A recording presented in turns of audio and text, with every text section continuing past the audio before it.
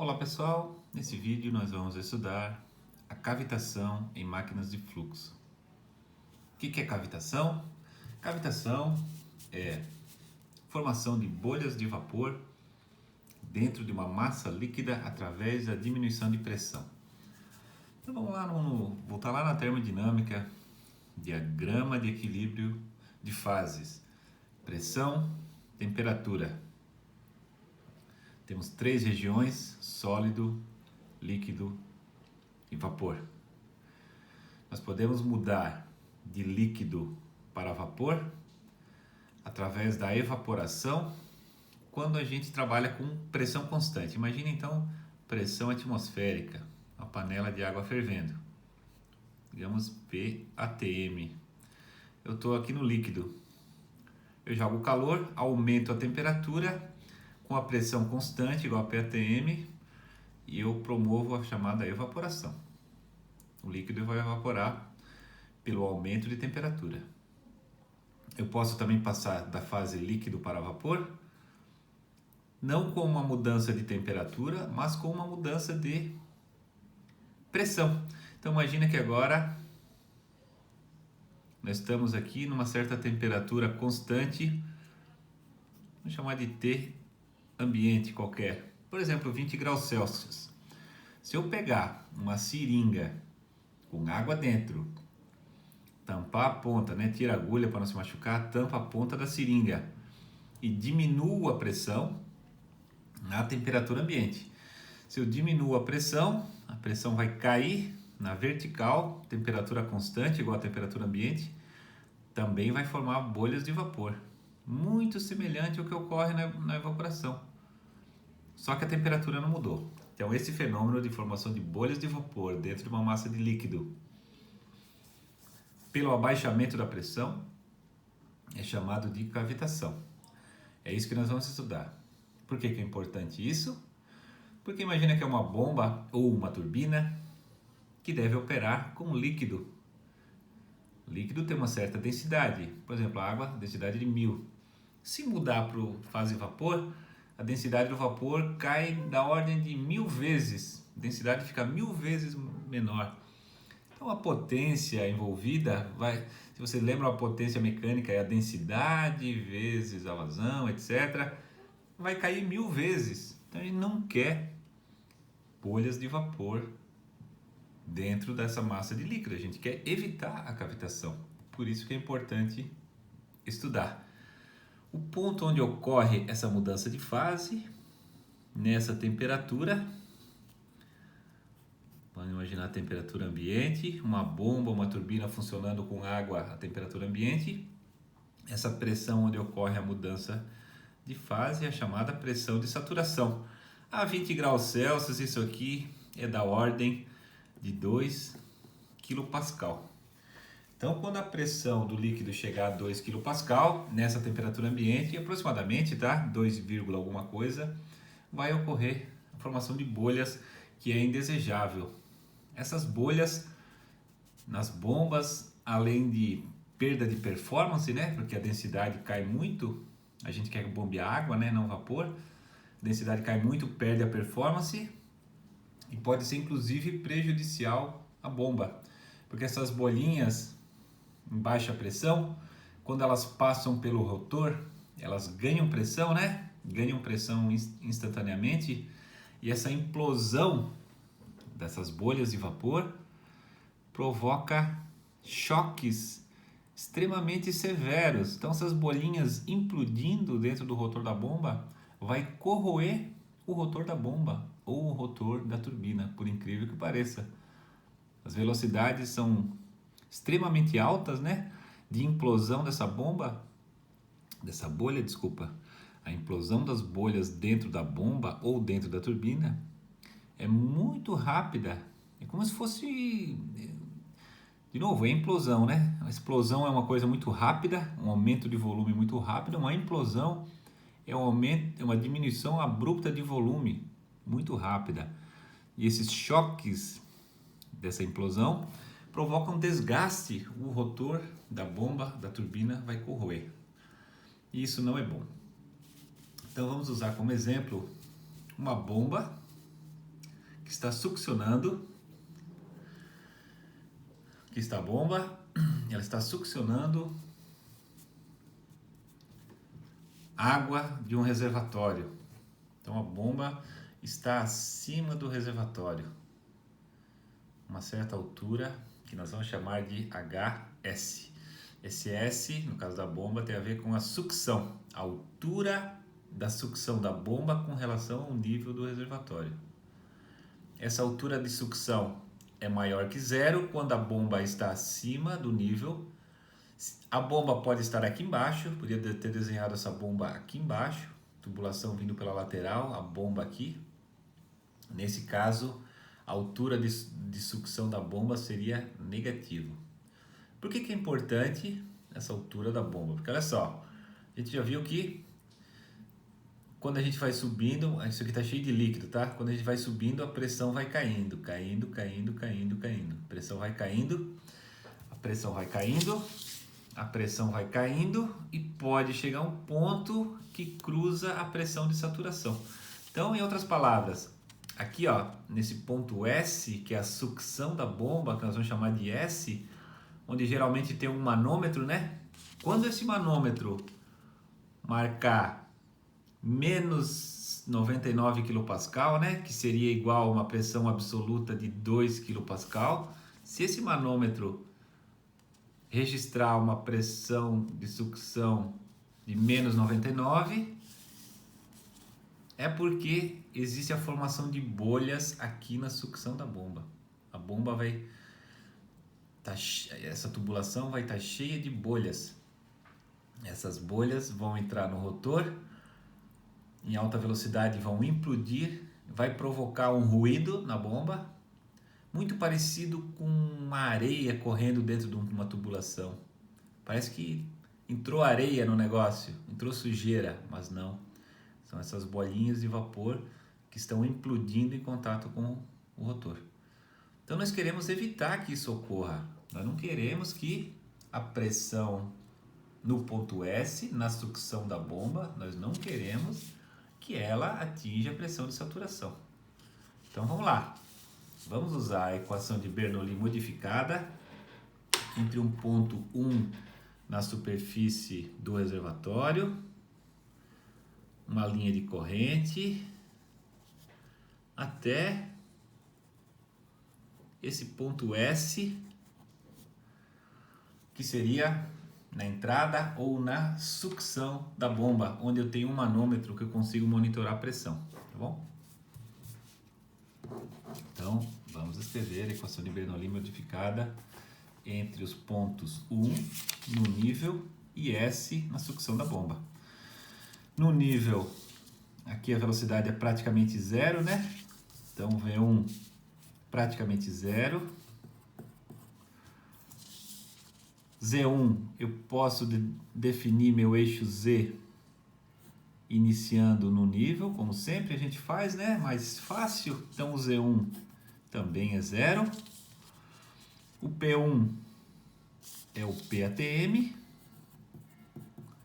Está aberto para a atmosfera, né? VS é a velocidade na sucção da bomba, na tubulação de sucção. A gente chama tudo isso aqui de tubulação de sucção, tá?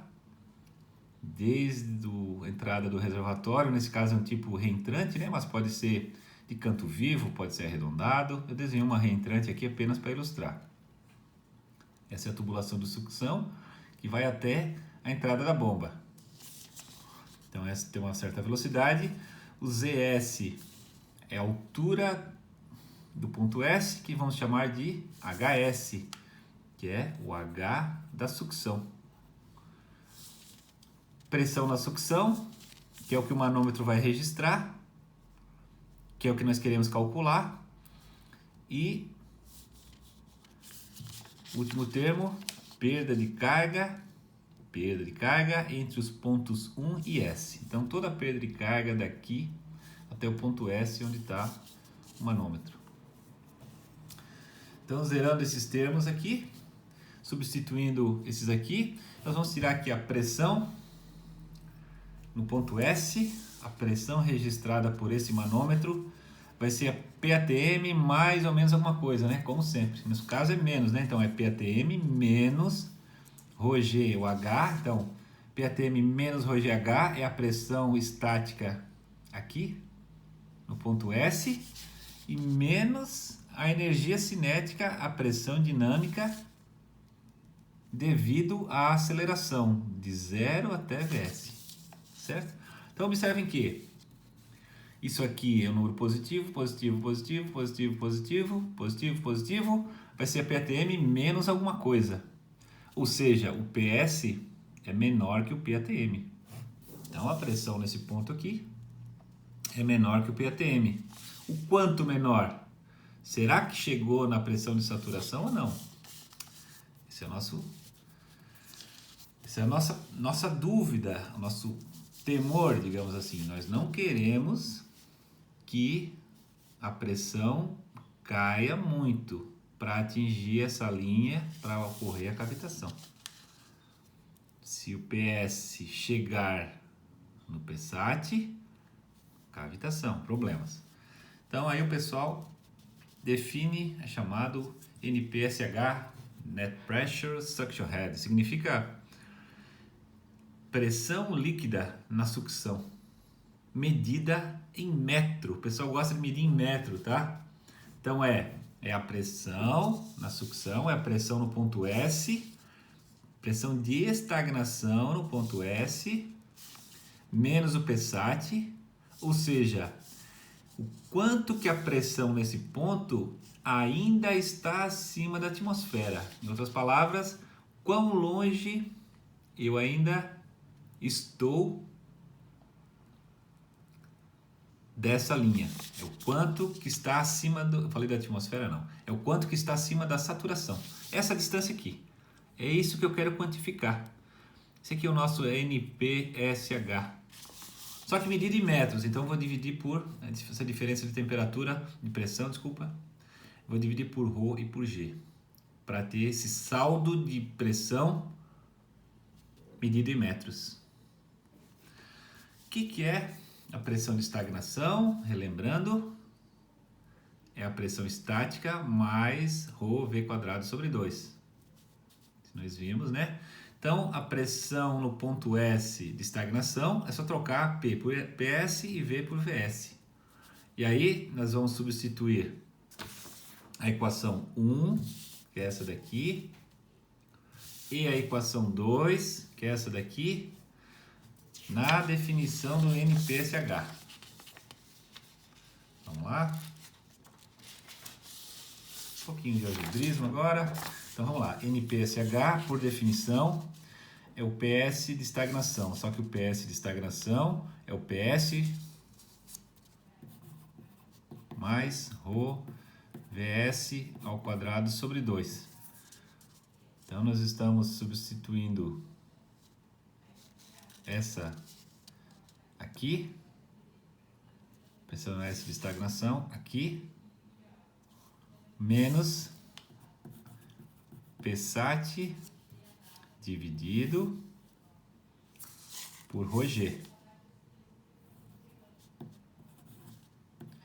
E quem que é? O PS da equação de Bernoulli, equação 1. PS é PATM, vamos lá então. No lugar de PS eu vou escrever PATM menos ρgHS, estou escrevendo isso daqui, ó, equação de Bernoulli. Menos ρ, a perda de carga entre os pontos 1 e S, menos ρ VS ao quadrado sobre 2. Ficou curto aqui, né? Vou fazer o seguinte, ó. Eu vou escrever aqui embaixo. NPSH. Vou reescrever aquilo lá tudo. PATM menos ρgHS menos ρHL do ponto 1 ao ponto S menos ρ VS ao quadrado sobre 2. Isso aqui é só, lembrando, isso aqui tudo é só o PS. Então esqueçam isso.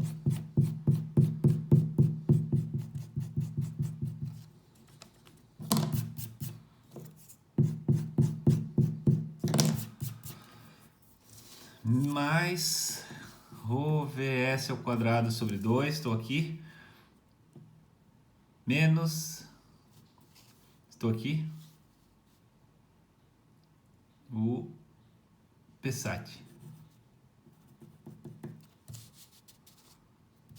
Com isso, ó, faltou dividir tudo,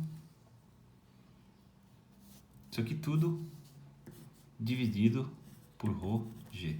Estamos aqui, certo? Então observe que esse termo cancela com esse e nós vamos ter PATM sobre Rho G, PATM menos Psat, né? Ó, PATM menos Psat, PATM menos Psat dividido por Rho G menos o HS, menos o HS, e menos Rho com Rho cancela, menos a perda de carga entre 1 e S dividido por G. Isso a gente chama de, quando a gente faz essa operação aqui, a gente chama isso de NPSH disponível, ou seja, quanto que a pressão está acima da pressão de saturação no ponto S. É isso que a gente quer. Quanto que nós temos disponível de folga? Qual é a nossa folga disponível aqui?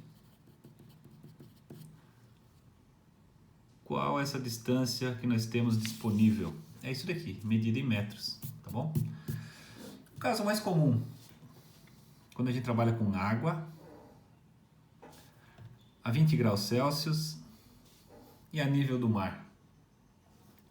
Se a nível do mar, o PATM 101,3 kPa, o Psat a 20 graus Celsius é em torno de 2 kPa. Então, se eu botar aqui 101,3 kg menos 2 kPa, densidade da água, gravidade 9,81, fazendo essas continhas, isso aqui, ó, esse primeiro termo dá aproximadamente 10,3, tá? 10,3, que é isso daqui, menos perda de carga dividido por G, menos HS. HS é a altura de sucção. Então, quanto que nós temos de pressão disponível? 10,3 metros.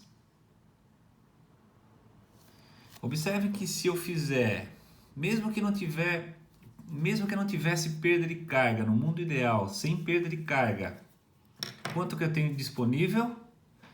10,3 menos HS. Então imagina que eu vou botar essa bomba agora numa altura de 10,3 ou maior que isso. Mais que 10,3. Vou botar 11 metros de altura nessa bomba. Então HS igual a 11, 10,3 menos 11 dá menos 0,7. Ou seja, passei do ponto, né? A minha folga disponível é negativa ou passei do ponto.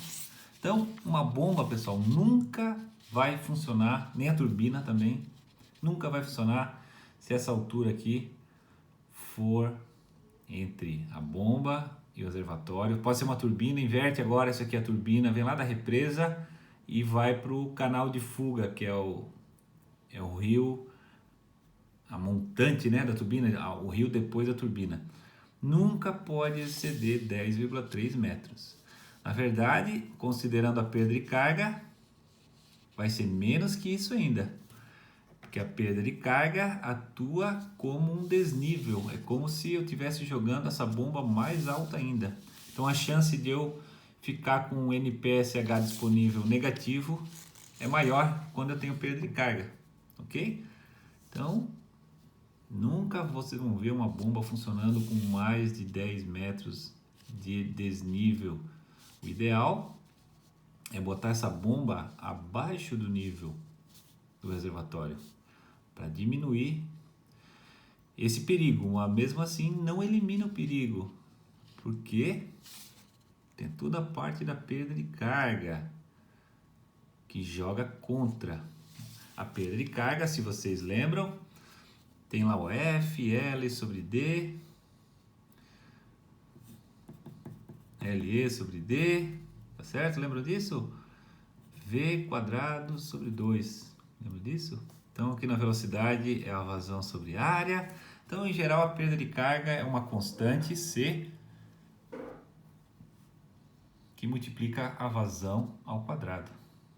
Ou seja, essa curva aqui, ó, se fizermos um gráfico desse NPSH disponível em função da vazão, jogando aqui, quando a vazão é zero, a perda de carga é zero, nós temos vazão zero, perda de carga zero. Essa curva com a vazão zero parte de 10,3 menos HS. Quem que é HS mesmo? É a altura de sucção. À medida que a vazão vai aumentando, isso está negativo. Essa é uma parábola com cavidade voltada para baixo. Observem que vai chegar até um certo valor de vazão aqui, que vai fazer esse NPSH disponível zerar. Então, se eu vou aumentando a vazão, eu estou indo cada vez mais em direção a essa curva. Vai ter um valor de vazão que eu vou estar extrapolando essa curva aí. Certo? Então,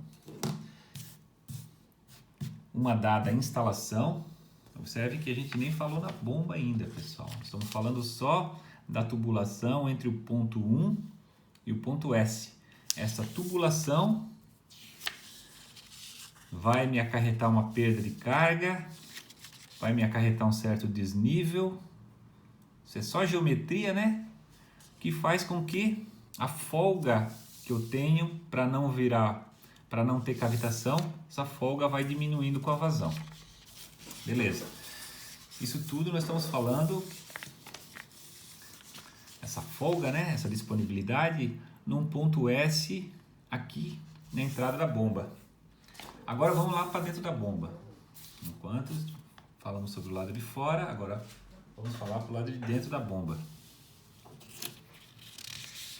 Então aqui está o rotor em verde. Lembrando, né? O que está em preto é a carcaça. Então aqui está o nosso manômetro na sucção. Esse manômetro aqui ligado na tubulação de sucção. Está aqui ele. Ponto S. Que nós calculamos a pressão a partir da equação de Bernoulli pelo lado de fora. Do ponto S, o fluido ainda vai ter a pressão diminuída um pouquinho mais até o ponto de menor pressão dentro do sistema, que é na entrada do rotor. Observe que a pressão está caindo, né? Começou a subir, caindo, devido à altura, devido à perda de carga. A pressão está caindo devido à perda de carga, está caindo devido à perda de carga, a pressão está caindo devido à perda de carga, a pressão está caindo devido à perda de carga. Esse ponto 2 é o ponto de menor pressão possível na entrada do rotor. A partir daqui, à medida que o fluido vai avançando no rotor, ele vai ganhando pressão, vai ganhando energia, ganhando pressão, ganhando energia, ganhando pressão. Então esse, na entrada do rotor, é o ponto de menor pressão. Então vamos entre o ponto PS agora, na sucção,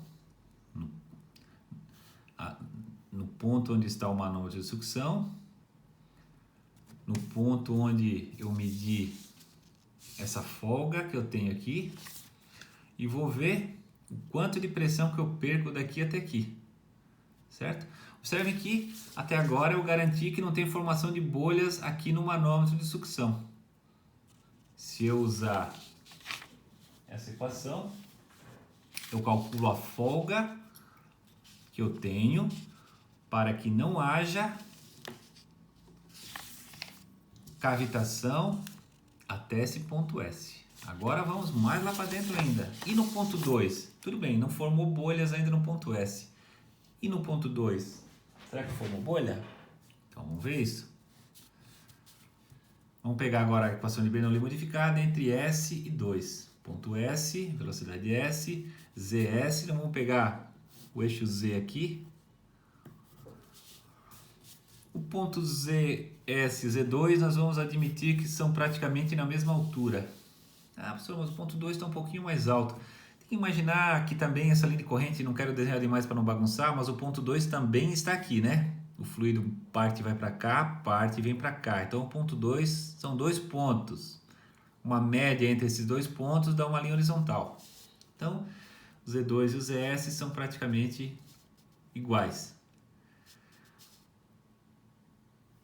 E eu posso isolar o PS agora e vai dar essa expressão que está aqui, ó. A pressão no ponto S, no manômetro, é a pressão no ponto 2, que é o ponto crítico, menos a perda de carga e menos a variação da energia cinética. Quando que ocorre a cavitação, que é isso que nós queremos evitar, é quando o ponto 2, que é o ponto de menor pressão, atinge a saturação. Então, quando a pressão no ponto 2 cruza essa linha, PSAT, é que ocorre a cavitação. Aí de novo nós vamos usar a definição de NPSH, que é o PS da estagnação, menos o PSAT dividido por ρg. E vamos trabalhar um pouquinho algebricamente, vamos ver o que vai acontecer. Só um minutinho.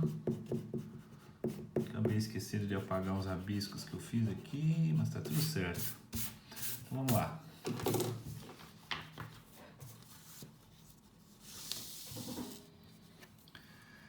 NPSH é igual PS de estagnação. A gente já viu que o PS de estagnação é o PS mais ρVS ao quadrado sobre 2.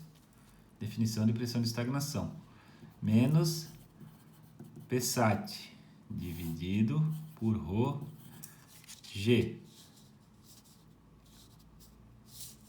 Quem que é PS?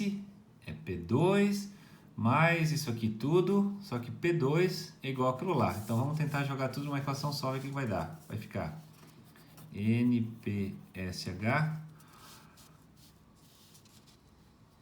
PS, que é P2, só que P2 é PSAT, então vamos lá.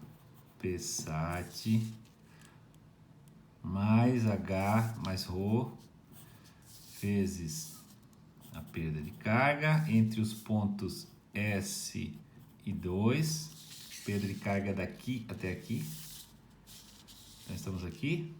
Menos ρ VS menos V2, tudo ao quadrado, sobre 2.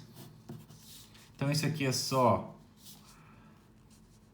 o PS, só esse aqui.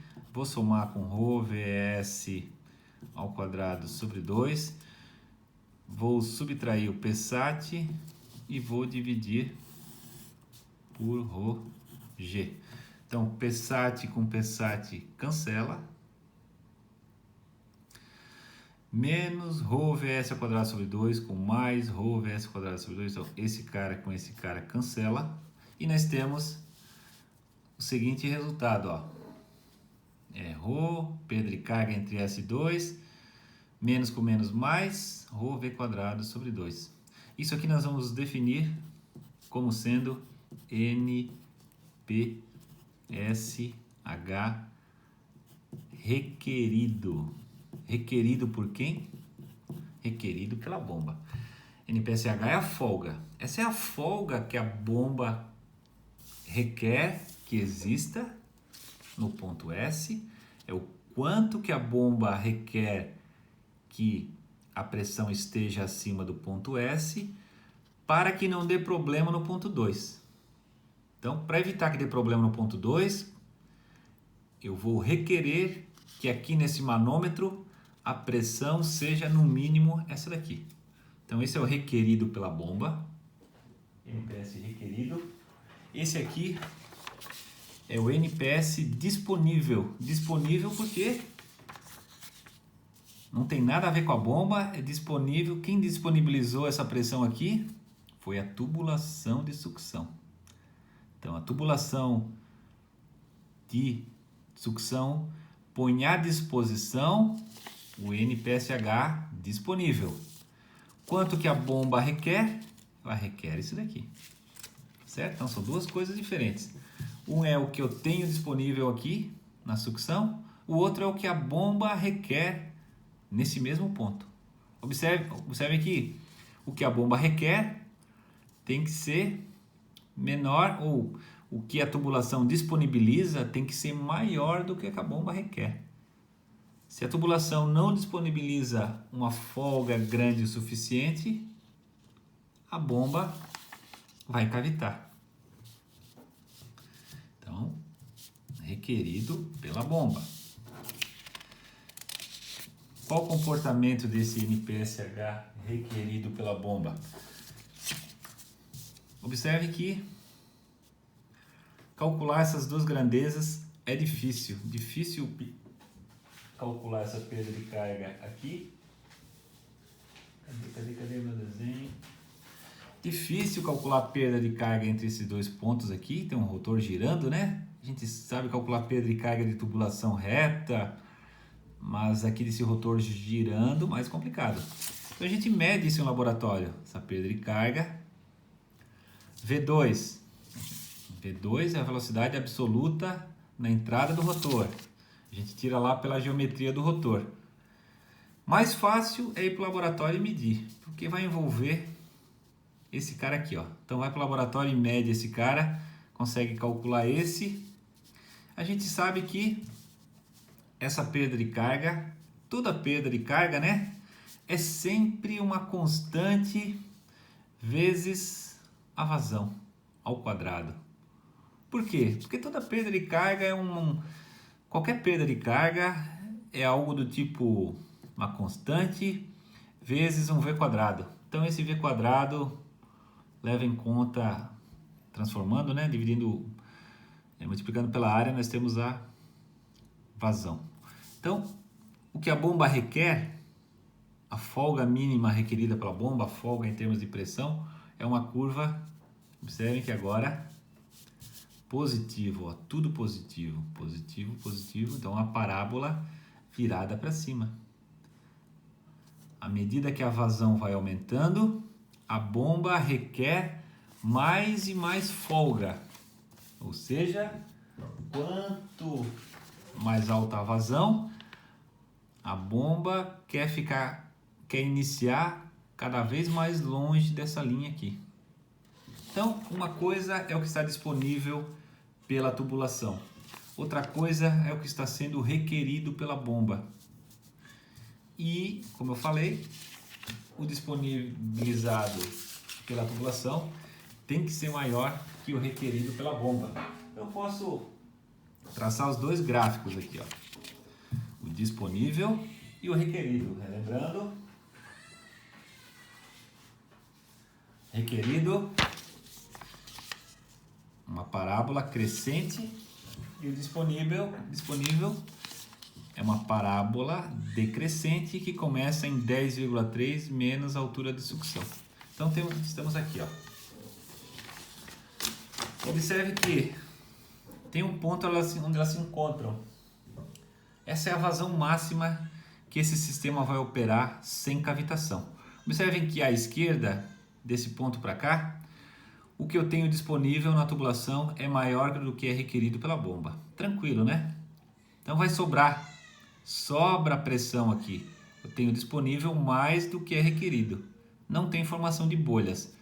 A partir desse ponto aqui, os dois são iguais, ou seja, vai começar a formar bolhas. Quanto mais alta a vazão, maior é a pressão requerida, o NPSH, e menor a disponível. Então aqui começa a entrar em déficit. Então toda essa região à direita do Q máximo ocorre a cavitação. Então isso aqui, lembrando, a gente calcula pela tubulação, dá para calcular. O requerido pela bomba é medido. E o fabricante da bomba vai fornecer essa curva. Lembra das curvas características da altura manométrica, da eficiência, da potência? O fabricante fornece essas curvas todas, vai fornecer também o NPSH requerido. E vou lá na minha instalação, na minha tubulação, e vejo se aquela tubulação me disponibiliza aquele NPSH requerido ou não. Certo? Então vamos fazer um exemplo numérico aqui, para ilustrar isso aí tudo.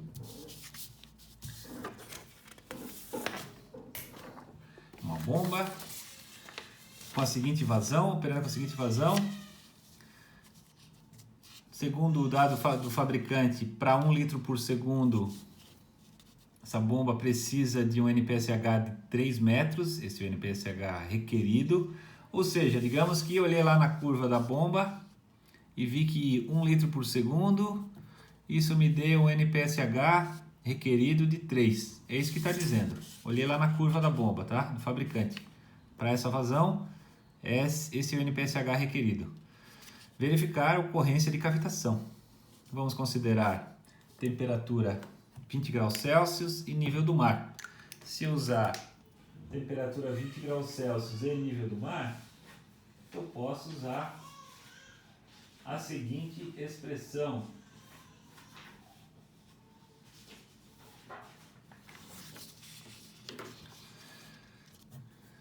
(20 graus Celsius, nível do mar).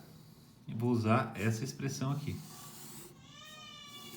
Se eu tivesse numa temperatura diferente, eu teria que usar essa expressão aqui e pegar qual é a temperatura de saturação naquela temperatura. Por exemplo, 50 graus Celsius. Eu vou lá na tabela termodinâmica e pego qual é a pressão de saturação. Esse resultado 10,3, relembrando, eu já considerei essa pressão de saturação de 2 kPa, essa pressão atmosférica a nível do mar, 101,3. Então, se for em cima da serra, onde a pressão atmosférica é menor, vai afetar também a cavitação.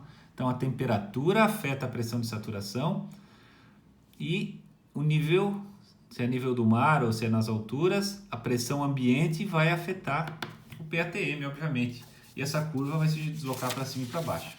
Mas como estamos trabalhando 20 graus Celsius, o nível do mar, vamos usar essa expressão aqui, 10,3 menos a perda de carga na tubulação de sucção, né? Menos o HS, exatamente essa expressão aqui. Então tá aqui. Então vamos lá. Vamos calcular. Observe que nós precisamos calcular a perda de carga na sucção, né? Perda de carga entre os pontos 1 aqui e S, na sucção da bomba, na entrada da bomba.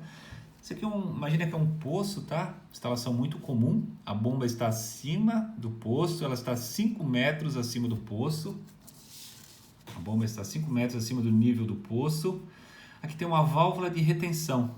Válvula de retenção é uma válvula, na hora que eu desligo essa bomba, ela não deixa o líquido descer. Se não tivesse essa válvula, na hora que eu desligo a bomba, todo o líquido vai descer. Essa tubulação vai ficar seca. Na hora que eu religar a bomba, ela não vai funcionar, porque a bomba não succiona ar. Não é que nem a gente, quando vai succionar um canudinho, a gente chupa o ar, né? E vem o líquido junto. A bomba não faz isso. Não consegue fazer isso. A bomba só funciona se estiver totalmente dentro de líquido, ou o líquido estiver ocupando todo o interior dela.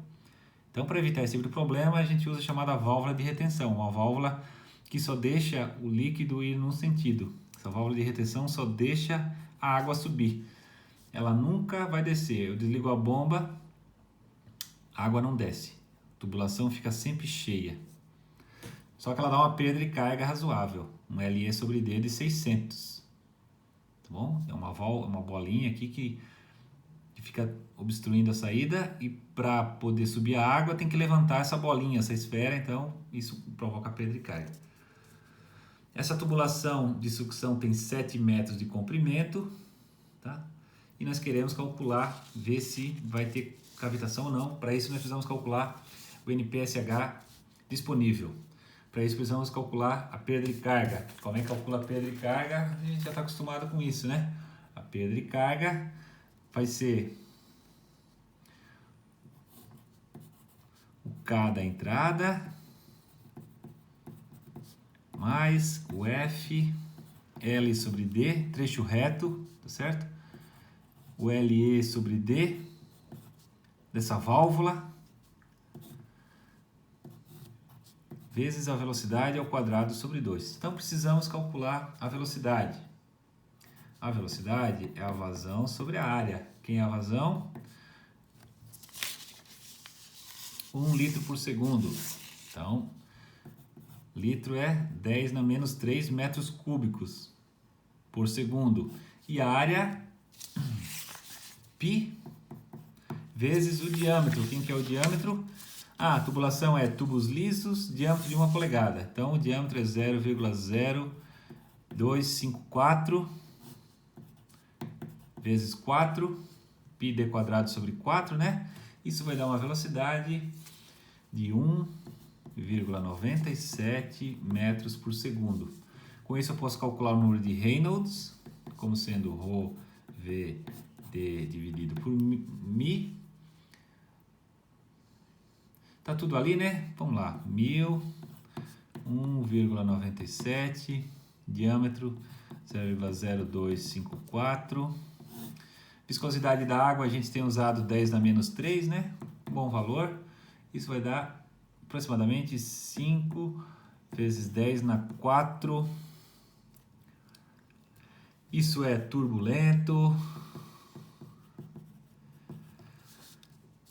Turbulento, tubo liso, turbulento. A gente pode usar a correlação de Blasius, que diz que o fator de atrito. Pode ir lá no diagrama de Moody, né? Mas como é tubo liso, a gente pode usar 0,316 dividido por Reynolds na 0,25 e isso vai dar 0,021. Esse é o fator de atrito. Com isso, podemos substituir. Bom, o K dessa entrada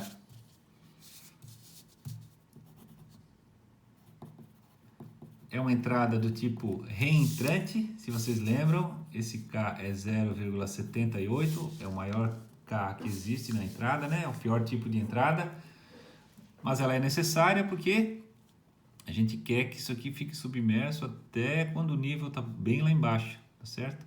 Às vezes não dá para fazer uma saída pela lateral, canto vivo, a bomba está lá em cima, isso aqui é um poço, etc. Então vai ficar uma entrada reentrante mesmo.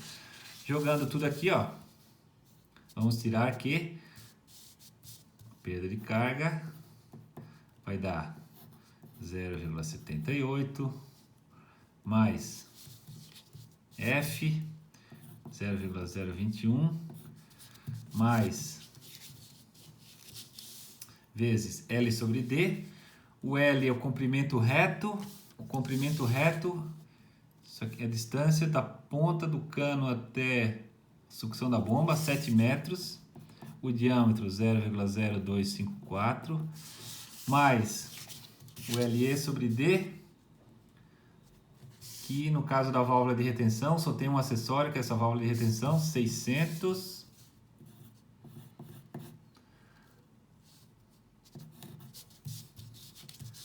vezes a velocidade, que é 1,97, ao quadrado sobre 2, e isso vai dar 37,4 joules por quilograma, é a perda de carga, a perda de energia. Portanto, o nosso NPSH disponível, o que a tubulação disponibiliza, né? É 10,3 menos a perda de carga, 37,4 dividido por 9,8, que é a gravidade, menos a altura de sucção. A altura de sucção é a distância entre o nível do reservatório e a bomba. Então, no caso, a bomba está acima, vai ser positivo. Então, vai ser mais 5. Então, se a bomba estivesse abaixo do nível, se a bomba estivesse abaixo, seria menos 5. Mas como está acima, é 5 mesmo. Fazendo essas continhas, vai dar um NPSH disponível de aproximadamente 1,5 metros. Então, isso que é é isso que a tubulação disponibiliza em termos de pressão. Lembrando que pressão medida em metro, né? Então essa aqui é a folga que tem na entrada da bomba, 1,5 metros de pressão. É a folga que tem. Quanto que a bomba precisa? A bomba requer 3 metros de folga, digamos assim. Como 1,5 que é o que tem disponível é menor do que o requerido, o NPSH disponível é menor que o NPSH requerido pela bomba. Lembrando, esse aqui é 1,5, esse aqui é 3. Então, portanto, haverá cavitação. E isso, problema sério. Não vai funcionar. Então, essa bomba não vai funcionar nessa instalação.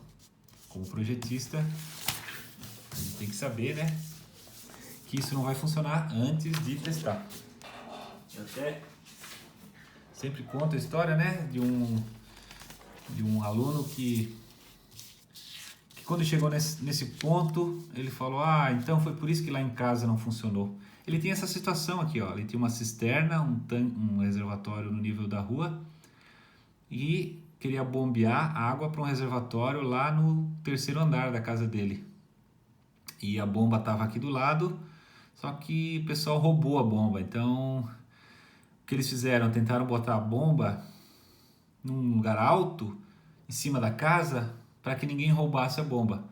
Só que passava desse 10,3 metros, junto com a pedra de carga, né? Tava dando um NPSH disponível muito baixo. Então a bomba não funcionava, simplesmente não funciona, pessoal, não funciona. O líquido vai vir até um certo ponto, ele vai parar por aqui e daqui em diante, esses últimos, o que está faltando, né? Tá faltando 1,5 metro, ó. Esse último 1,5 metro aqui fica seco, fica só vapor. E a bomba não consegue aspirar vapor, não funciona. O líquido vai parar aqui e o último 1,5 metro vai ter só vapor. A bomba tenta succionar o vapor e não funciona, tá certo? Então essa é a cavitação, um assunto muito importante porque se for menosprezada, simplesmente a instalação não funciona. Eu falei aqui bastante de bomba, pessoal, exatamente a mesma coisa para turbina. Se um dia vocês forem trabalhar numa hidrelétrica, coisa assim, deixa eu pegar aqui o desenho, cadê? Não. Esse esquema que eu fiz para uma bomba, podia pensar em termos de uma turbina. Em vez de ser tubulação de sucção, agora a gente chama de tubulação de descarga, mas nada muda, vai dar exatamente o mesmo resultado. A turbina tem um NPSH requerido e o duto de descarga da turbina tem um NPSH disponível. E é exatamente o mesmo problema. Essa turbina vai estar acima do nível. O ideal é que essa turbina fique o mais baixo possível, de preferência, se possível, abaixo do nível do rio, mas não dá para fazer isso. Não tem como, né? A única turbina que fica abaixo do nível do rio, se vocês lembram, é a turbina do tipo bulbo. Essas turbinas Francis, não, o rotor fica acima do nível do canal de fuga, ou do rio ajusante, o pessoal chama isso de canal de fuga, tá? Vai ter o mesmo problema. Então, se a turbina está acima do rio, na saída, a pressão dela é menor que a pressão atmosférica, exatamente a mesma coisa. Então, de novo, vai ter o NPSH disponível pela tubulação, pela instalação, pela altura que eu vou botar a minha turbina, e a turbina tem o NPSH requerido. E o requerido tem que ser menor que o disponível, ou, em outras palavras, o disponível tem que ser maior do que o requerido, para não ter cavitação. Tudo bem? Então, esse é o último assunto desse capítulo, né? Desse tópico da nossa ementa, que é máquinas de fluxo. Ok?